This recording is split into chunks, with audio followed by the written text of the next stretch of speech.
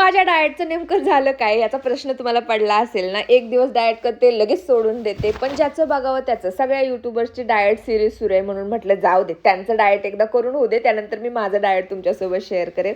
आज बनवली होती मी सोयाबीनची भाजी. आता या भाजीची रेसिपी आणि माझ्याकडे जी शेगडी आहे त्याचा रिव्ह्यू दोन्ही मी लॉंग व्हिडिओमध्ये तुमच्यासोबत शेअर केलेला आहे.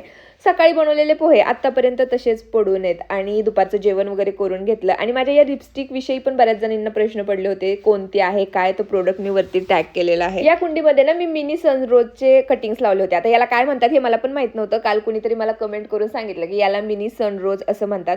आता या कुंडीचा एक प्रॉब्लेम होता की याला खालून पाणी जाण्यासाठी होल नव्हतं, त्यामुळे मी 3 होल याला पाडले आणि आता असं झालंय की पाणी यात राहतच नाहीये. त्यामुळे काही रोपं जळून गेली. एक खूप छान आले आणि बाकीचे कटिंग्स पण मी त्यामध्ये लावून टाकले आणि वरती कुंडी म्हटलं जाऊ दे आता अडकून टाकूया.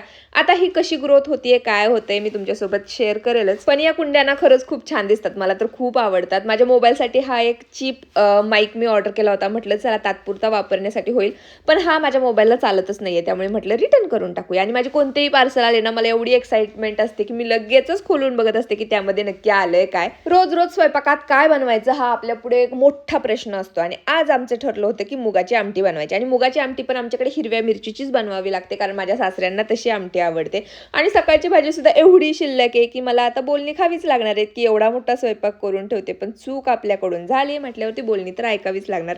चला भेटूया नेक्स्ट व्लॉगमध्ये. तोपर्यंत बाय.